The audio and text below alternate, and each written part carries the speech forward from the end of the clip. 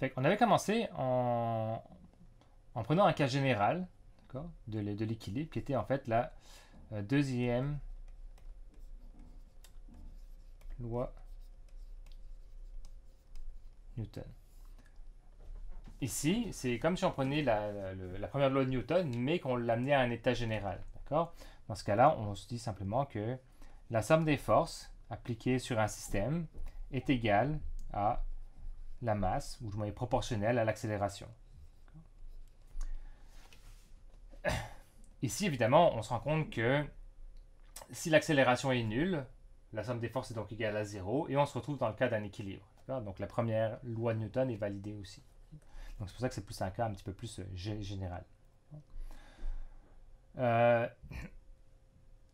Ça, d'un point de vue schématique, ça implique que si je me place dans un repère, je prends un système qui est dans un repère XY, on va faire ça simple pour commencer, XY, et que je me retrouve avec une force résultante, on va appeler ça F tout simplement. Cette force résultante-là, elle va amener à une accélération de mon système. Cette accélération va être proportionnelle à la masse. Et ici, on voit qu'on parle en termes de vecteurs. La somme des forces est égale à ma. Donc, en plus du fait que la grandeur de F doit être égale à m fois la grandeur de A, euh, l'orientation doit aussi être égale.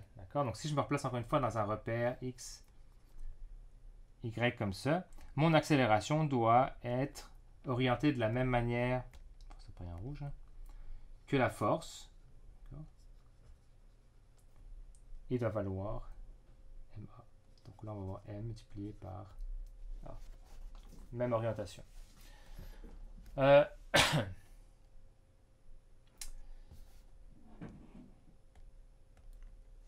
Évidemment, c'est beaucoup plus simple de représenter les vecteurs dans ce repère-là. Donc cette équation vectorielle qu'on a écrite, on peut évidemment la décomposer. Somme des forces en x est égale à m multiplié par ax. Somme des forces en y est égale à m multiplié par ay. Et c'est pas impossible que selon un certain axe, on se retrouve avec une accélération, puis selon un autre, pas d'accélération. Donc on peut avoir selon un axe un équilibre et selon un autre une accélération. Si on regarde ici, on voit que selon les deux axes, je vais avoir une accélération. On avait également appliqué cette seconde loi de Newton au mouvement circulaire, donc il y a vraiment beaucoup de différences.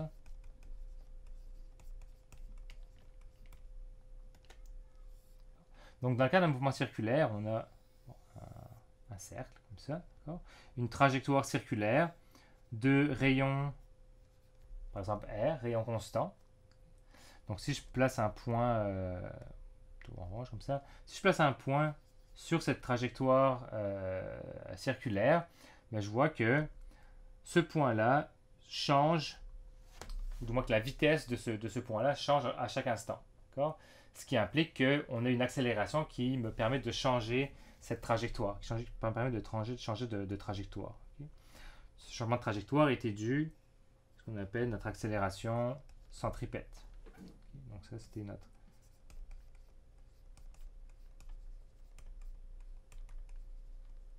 accélération centripète. D'accord? Donc on a une vitesse comme ça. Bon, les deux sont censés être à 90 degrés, là, je vais l'indiquer ici. Et on avait, au module 2, vu que notre accélération centripète était définie par la vitesse au carré divisé par le rayon de courbure de la trajectoire. Donc évidemment, on trouvera une accélération centripète unique, constante, si mon accélération tangentielle est nulle. Donc ici, on a une vitesse qui doit être constante. Si je veux avoir une accélération centripète constante. Dans la majorité des exercices qu'on va faire, dans l'exercice qu'on va faire, c'est le cas, ça va être le cas. D'accord? Donc ici, la vitesse est une constante. En sachant ça, on peut étudier un système. Donc si je reprends mon point, puis que je veux étudier les forces qui sont à l'origine de cette accélération centripète-là, Alors je vais me retrouver avec mon point, un cercle comme ça ici. Okay. Encore une fois ici, je dois avoir une force. Si j'ai une accélération, c'est que j'ai une force. Donc là, je vais avoir une certaine force. Ce que je vais faire souvent pour faciliter mes calculs, c'est que cette force-là, je vais la placer dans un repère centripète. Donc ça va être mon repère centripète. Et puis ça peut être par exemple mon repère tangentiel. Ici, je vois que j'ai aucune composante selon le repère tangentiel. Et ça va amener à évidemment une accélération centripète. Donc là, je fais mon diagramme de corps libre, puis d'autre côté, mon diagramme des MA. Tac. Donc ici, je dois garder le même repère. Encore une fois, je rappelle que quand vous écrivez votre équation, seconde loi Newton ou équilibre, peu importe, là, il faut garder le même repère. Si vous étudiez deux systèmes différents, vous pouvez changer de repère, mais si vous étudiez le même système, il faut garder le même repère d'un bord et de l'autre de l'équation. Donc là, j'ai centripète tangentielle. Et selon l'axe centripète, je vais me retrouver avec une accélération. Donc là, je vais avoir m multiplié par l'accélération centripète. Et on fonctionne de la même manière. Ici, somme des forces. Donc là, je peux dire que la somme des forces selon mon repère centripète est égale à F, qui est égal à m multiplié par l'accélération centripète, tout simplement.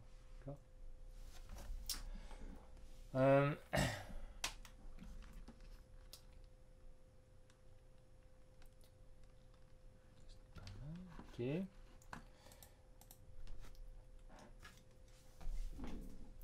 Ensuite de ça, on avait un petit peu parlé, enfin un petit peu, on avait parlé, on peut dire,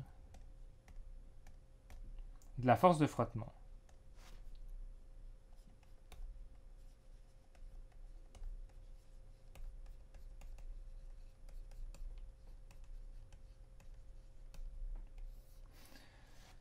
Donc, on avait vu plusieurs cas pour expliquer la force de frottement. Le premier qu'on connaît, le premier qu'on a vu, qu'on a étudié, c'était, en fait, on ne l'a pas défini comme ça, mais on l'a redéfini plus tard.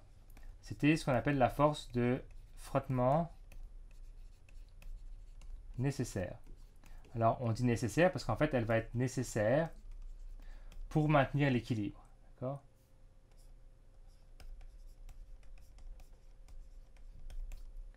Donc, si je veux maintenir mon équilibre, ici, je dois avoir ma somme des forces qui est égale à 0. Donc, si je fais mon diagramme de corps libre, par exemple, je vais prendre un bloc, sur lequel on va tirer. Donc, j'exerce une force de traction sur ce bloc-là. Alors, évidemment, ce bloc-là va avoir un certain poids ici. Il va être posé sur une surface. Donc, on va avoir évidemment la surface qui exerce une force sur le bloc, qu'on appelle la normale. Et je vais avoir ma force de frottement. Donc, première chose qu'on fait, on calcule la force de frottement qui est nécessaire pour maintenir mon système à l'équilibre. Dans ce cas-là, comme on est à l'équilibre, on sait que la somme des forces, si on se place dans un repère, je peux mettre comme ça, x, y, somme des forces en x va être égale à T moins la force de frottement nécessaire est égale à 0. Et à partir de là, on calcule c'est quoi la force de frottement qui va être requis pour maintenir mon système à l'équilibre. Ça ne veut pas dire que le système est à l'équilibre. Encore une fois, il va falloir qu'on vérifie si je suis capable d'obtenir cette force de frottement-là. Donc c'est pour ça qu'on avait introduit une nouvelle force de frottement qui était la force de frottement maximal. Donc, elle, on l'obtient à partir de notre coefficient de frottement statique.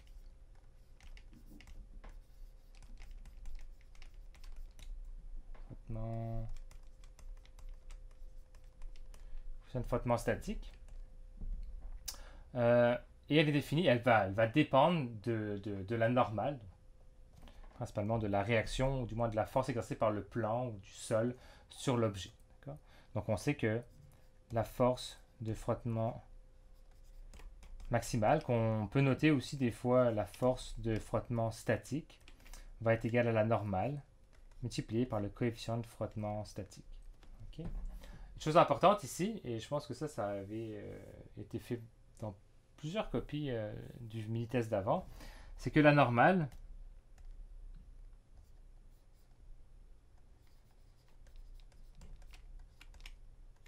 s'il vous plaît, on la calcule.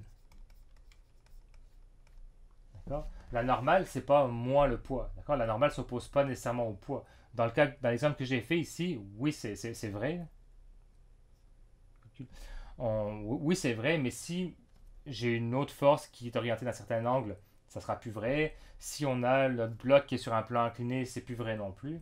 Donc, on le fait, d'accord. Puis on la calcule simplement en faisant par exemple une somme des forces en Y qui est égale à 0 ou d'une manière plus générale est égale à MA. D'accord. Donc si l'accélération est nulle, ça va être un équilibre. Si une accélération quelconque, ben, on peut quand même trouver la normale.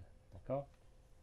Donc la normale, il faut la calculer, puis prenez pas pour acquis que ce sera nécessairement l'opposé du poids. En fait, c'est rarement vrai ça. Une fois qu'on a nos deux frottements, il faut qu'on les compare. On veut les comparer pour pouvoir vérifier, ben, est-ce que je suis dans le cas d'un système à l'équilibre ou est-ce que je suis dans le cas d'un système qui va se déplacer, qui va glisser, qui va subir une accélération. Qui va se déplacer ou qui va subir une accélération. Donc c'est pour ça qu'on avait étudié trois cas principaux. On avait dit soit soit la force de frottement nécessaire est supérieure à ma force de frottement maximale. En d'autres mots, j'ai besoin par exemple de 150 newtons de frottement, mais j'en ai seulement de 50 de disponible. Ben, ça veut dire que j'ai pas assez de frottement pour maintenir mon équilibre. D'accord. Dans ce cas-là, ça implique que le système va se mettre à se déplacer.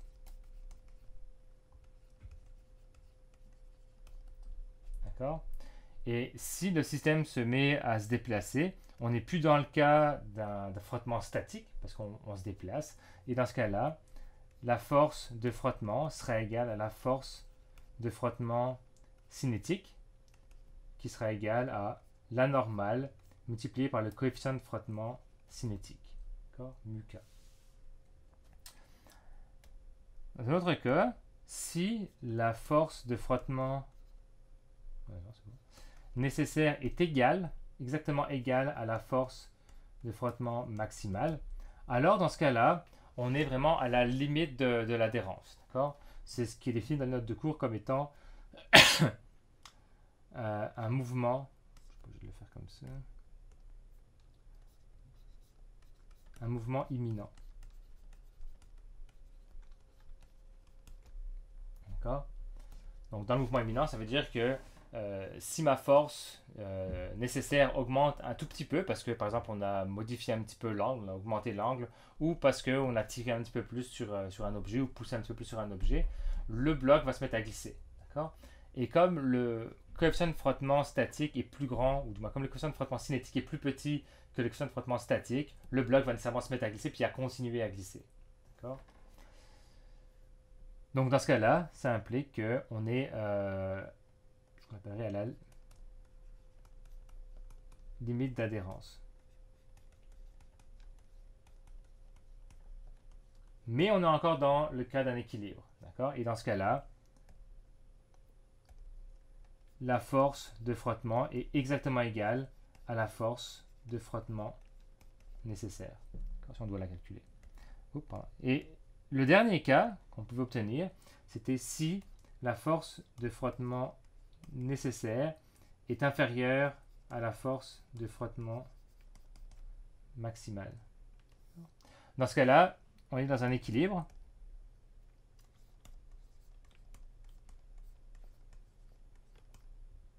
Le bloc ne glisse pas, il ne se déplace pas, il reste statique.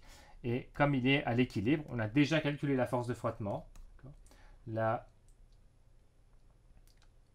force de frottement est égale à la force de frottement nécessaire. Ici, c'est sûr que les deux sont égales, donc j'ai mis force de frottement initiale, mais c'est aussi égal à la force de frottement maximale, d'accord? Étant donné que les deux sont égales.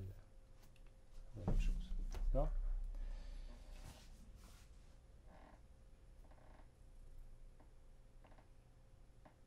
C'est pas mal ça.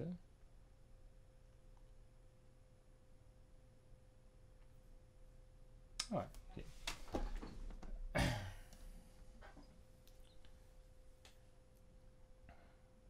On peut même mettre que ici, en vrai, le plus, ouais, le plus simple, ça serait de dire que ma force de frottement, ici, ce serait simplement ma normale multipliée par US. D'accord. Ça, au moins, on voit la différence entre les deux cas ici. Mais c'était vrai aussi, hein, ce qu'on avait dit. Oui. Est-ce que ça va jusque-là? Oui. Ça vous rappelle des souvenirs? Bon. Euh, Ensuite, donc là, c'était le premier cours sur la dynamique. Je pense qu'on avait fait ça. Ensuite, on était passé à quelque chose d'un petit peu différent. On avait introduit la notion de travail. Donc le travail, c'était de manière générale une énergie, donc on l'a mesuré en joules. Le travail, finalement, ça correspondait à l'énergie qu'on mettait dans le système pour être en mesure de le faire changer. Donc, si vous avez pas de changement, vous n'avez pas de travail. Vous pouvez dépenser, vous pouvez appliquer toutes les forces que vous voulez, vous n'allez pas créer d'énergie. Euh, donc, souvent, ce qu'on a, c'est qu'on a un état initial.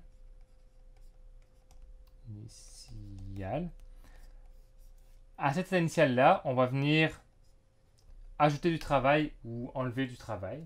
Donc, ajouter un travail positif ou ajouter un travail négatif, ce qui va nous permettre de modifier notre état pour arriver à un état qui va être final. Donc, le travail, il se mesure toujours entre deux états. Vous ne pouvez pas mesurer, vous pouvez pas quantifier le travail d'un système. C'est pas possible. Tout ce qu'on peut faire, c'est évaluer le travail pour passer d'un état initial à un état final. On verra plus tard qu'un moyen de quantifier l'énergie d'un système, c'est de mesurer par exemple l'énergie cinétique ou l'énergie potentielle. On verra ça juste après. Donc, d'une manière générale, on avait vu que le travail d'une force quelconque, ça correspondait, donc le travail d'une force quelconque, pour passer d'un état initial à un état final, c'était la force ou la composante parallèle de la force qui était parallèle à la distance, multipliée par la distance parcourue. Évidemment, encore une fois, c'est un travail fait en joules. Okay. On trouve qu'un travail est positif. On peut mettre quand même. Lorsque la force, elle aide ou elle participe au déplacement,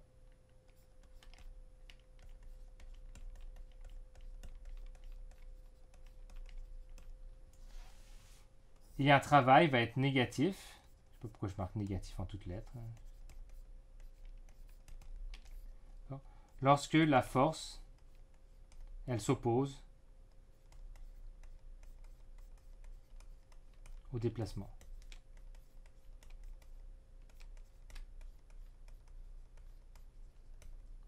Okay. Donc, un bel exemple de ça, c'est par exemple la force de frottement. La force de frottement, elle s'oppose au déplacement. Ça me donnera toujours un travail qui est négatif. Ça fera toujours perdre de l'énergie à mon système. S'il avait de l'énergie, initialement, il va juste en perdre et en perdre et en perdre. À partir de là, on avait essayé de trouver des relations qui correspondent à des cas préétablis avec des forces qu'on connaît, qu'on utilise souvent. Donc, par exemple, le premier qu'on avait regardé, c'était le travail du poids.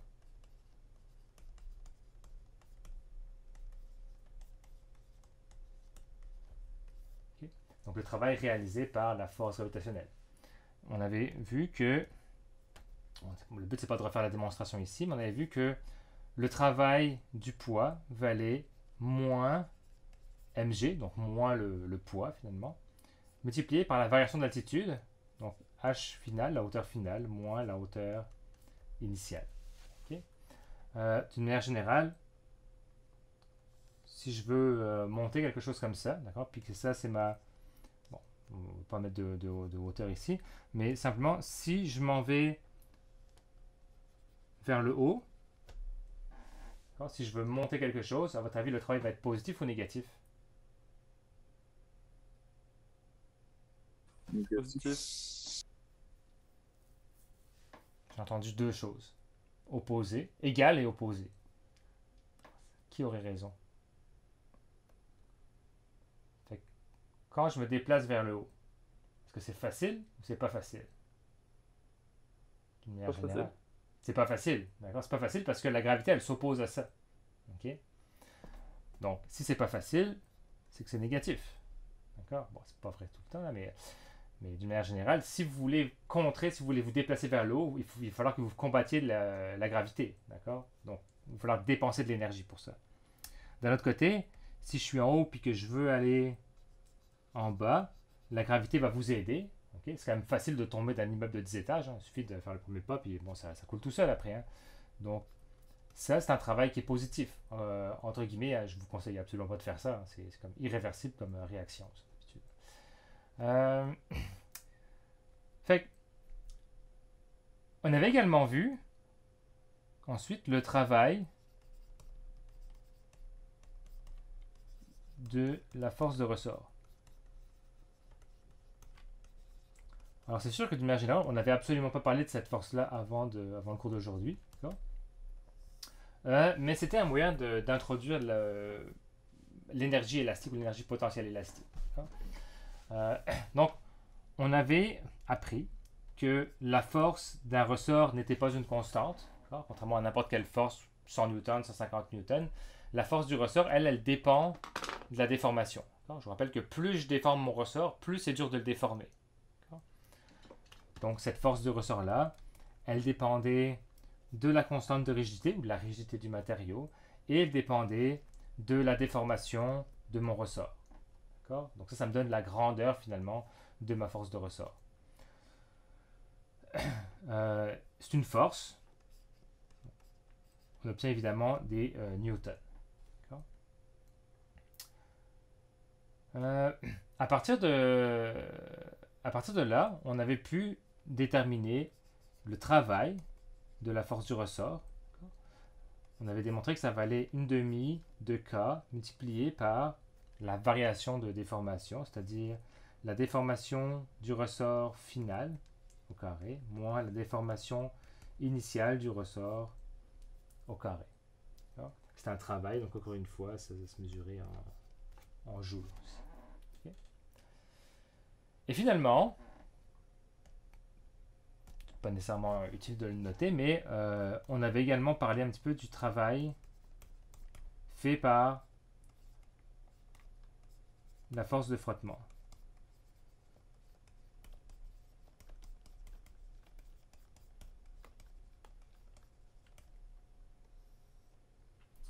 Donc, ça c'était relativement simple. Il faut juste noter que la force, pardon, pas la force de frottement, le travail fait par la force de frottement, c'est en fait la force de frottement.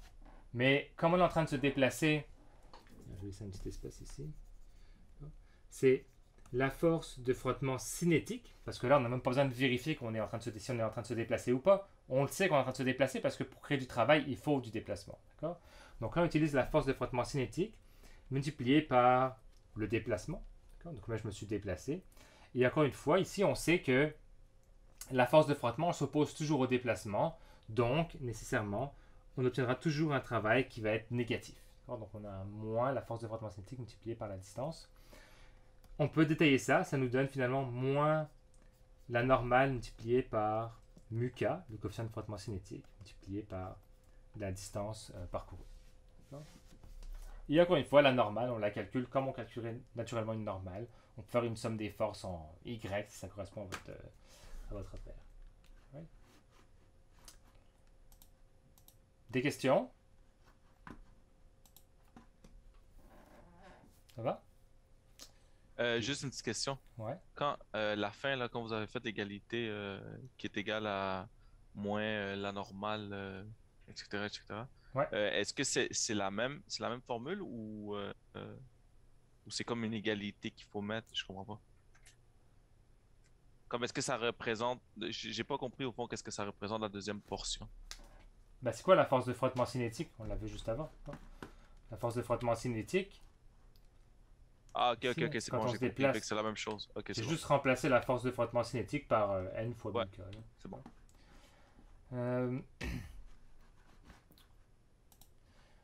Euh, pour presque terminer, on... une fois qu'on a le travail, d'une force, on sait que ce travail-là, il va servir à générer du changement. D'accord? En termes de changement, on va pouvoir considérer l'énergie interne de notre système. D'accord? Donc, on avait ce qu'on pourrait appeler le théorème de l'énergie, là,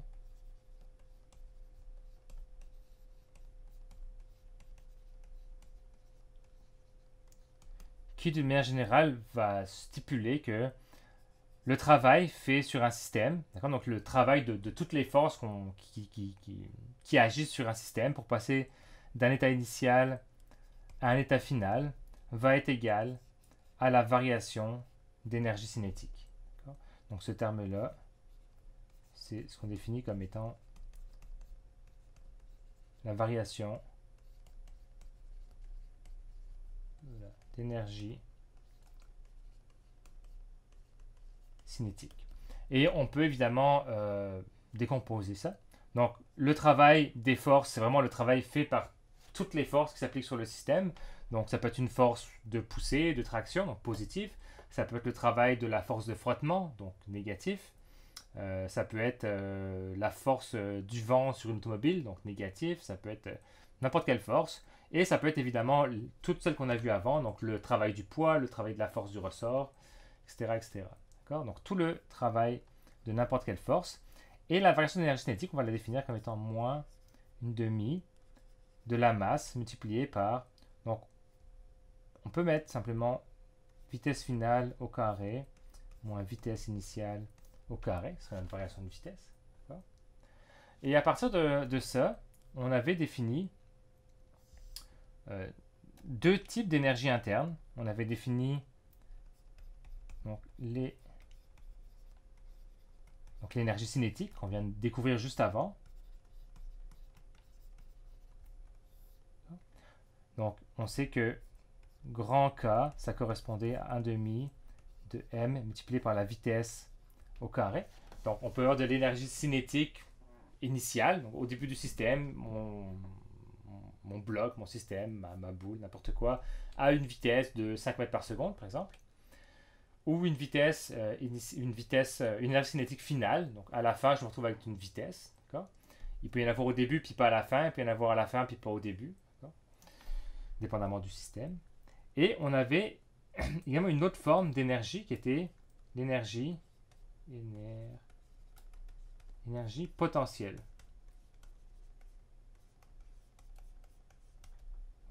Et de l'énergie potentielle, on a vu qu'elle pouvait apparaître quand on avait des forces conservatives. Donc je vous rappelle que des forces, pour les forces conservatives. D'accord? Une force conservative, c'est une force dont le travail ne va pas dépendre du chemin parcouru. C'est-à-dire que si je prends le travail du poids, par exemple, si j'ai une certaine quantité d'énergie à ce point-là, puis que je monte une colline, évidemment, je perds de l'énergie, d'accord? Parce que je suis en train de monter, donc je me déplace en combattant la gravité. Donc mon système perd de l'énergie, d'accord? Il arrive en haut, et là on redescend, d'accord? On redescend, donc on gagne de l'énergie, d'accord? Donc en montant, j'en perds, en descendant, j'en gagne. Okay? Il se retrouve que si je reviens exactement à la même altitude, je me retrouve avec la même quantité d'énergie que j'avais au départ. D'où le terme de force conservative. La même chose pour c'est la même chose pour un ressort. Si je commence à comprimer mon ressort dans un sens, j'ai un travail fait qui est négatif. Et si je relâche mon ressort, j'ai un travail qui est positif. D'accord? Donc, l'un dans l'autre, je me retrouve avec la même quantité d'énergie que j'ai au départ, puis à la fin. Donc, c'est une force qui est conservative.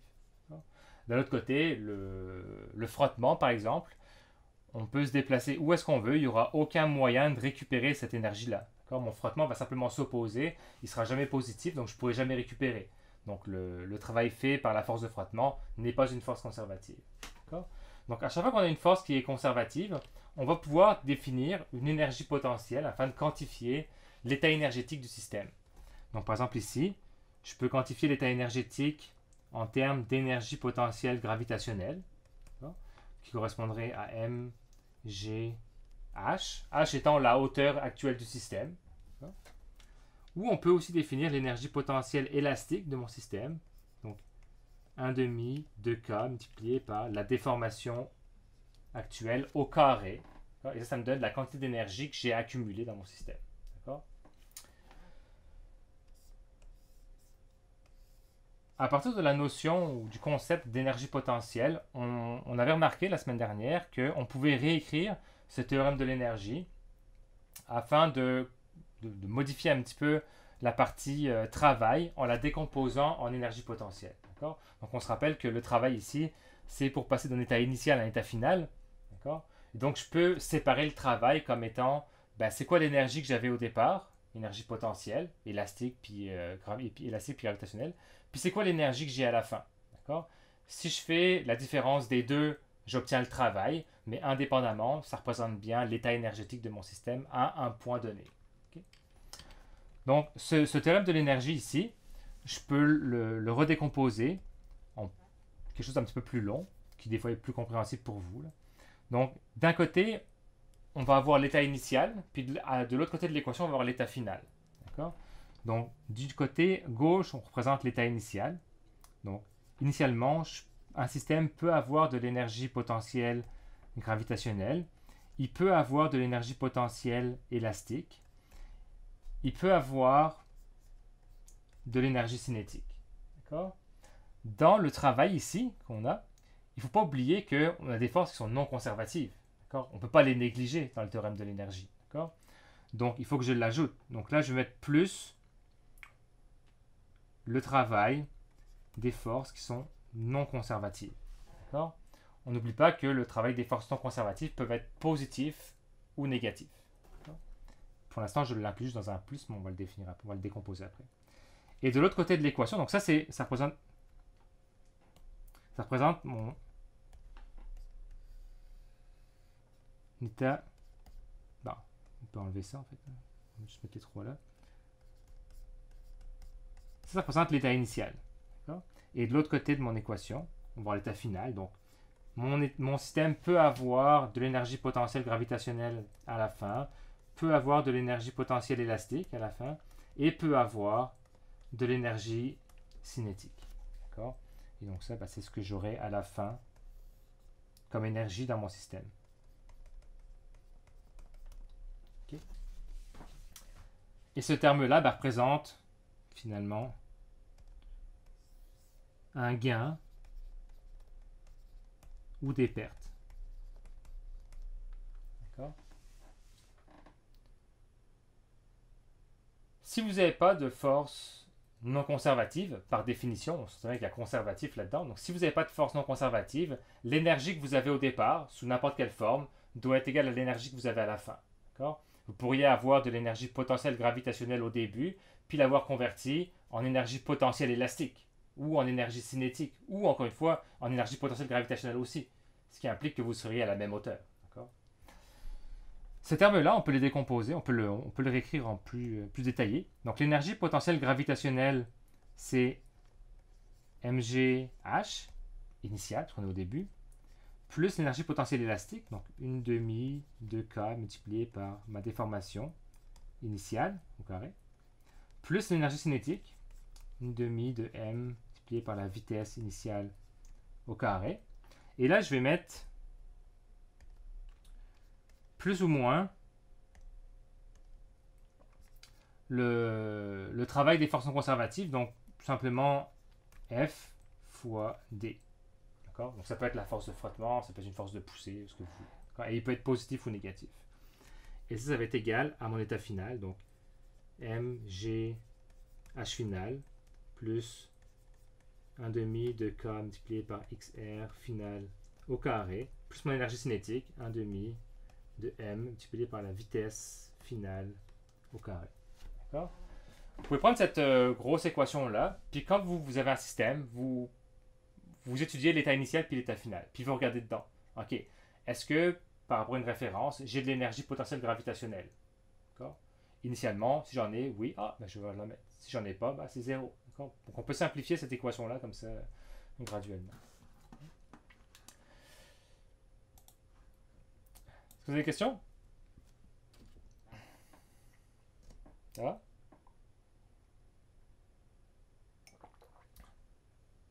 Ouais, ok.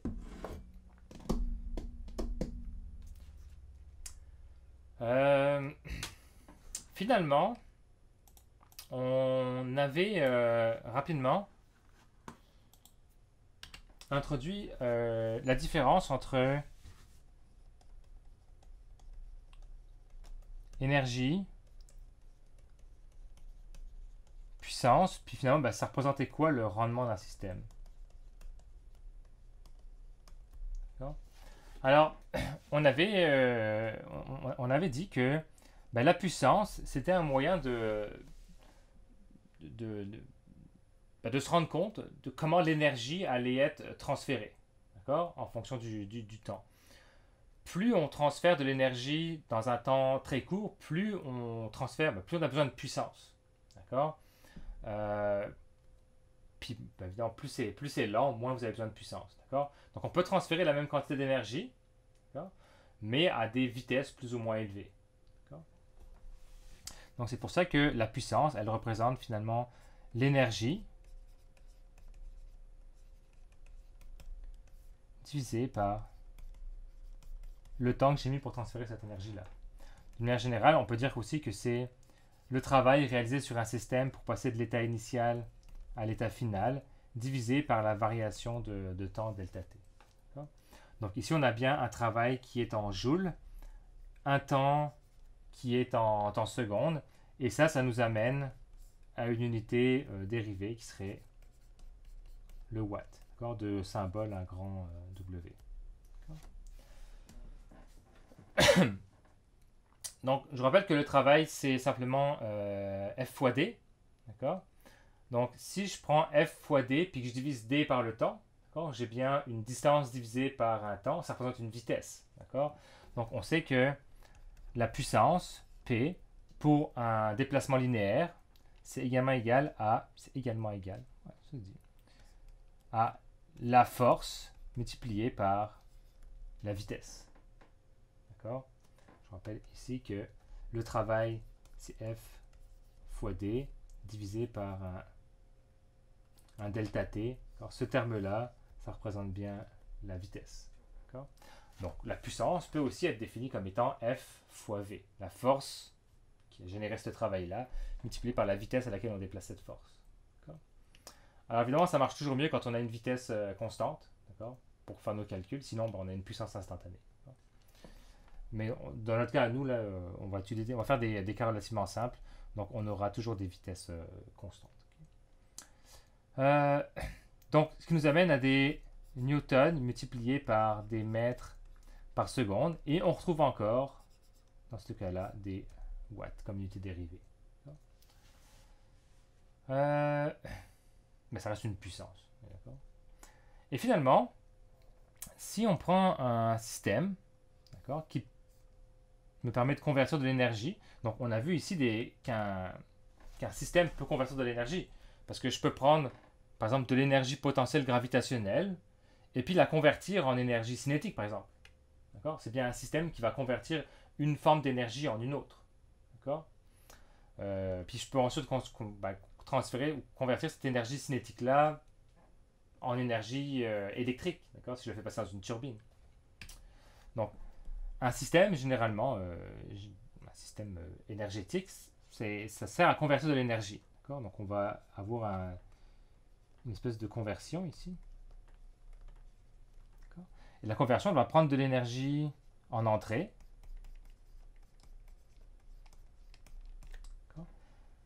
Et elle va la transformer pour la ressortir.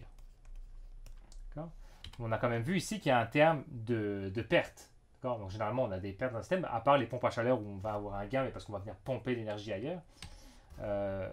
Donc ici, on va souvent avoir des pertes dans un système. D'accord? Ce qui nous amène au fait que... Je peux enlever juste ça, ouais. Mon système de conversion va avoir ce qu'on appelle un rendement. D'accord? Un rendement qu'on va appeler... qu'on note nu. D'accord? Et le rendement, en fait, il permet de quantifier c'est quoi l'énergie que je vais pouvoir, ou c'est quoi la puissance que je vais pouvoir récupérer par rapport à ce que j'ai mis en compte, ce que j'ai mis en entrée. D'accord?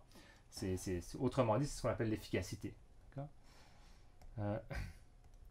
Donc, on va définir le rendement comme étant l'énergie que j'ai récupérée, donc l'énergie en sortie, divisé par l'énergie que je paye, en fait, que je consomme, c'est l'énergie qui est en entrée. Et si je veux trouver la puissance, il faut que je divise par delta t de part et d'autre, ce qui revient à annuler le temps. Et donc, je peux aussi écrire que le rendement, c'est la puissance en sortie divisé par la puissance en entrée. Donc, c'est valide pour l'énergie, mais également pour la puissance. Quand vous allez faire vos calculs, à part pour les pompes à chaleur, les systèmes frigorifiques, votre rendement doit toujours être inférieur à 1, à 100%. D'accord?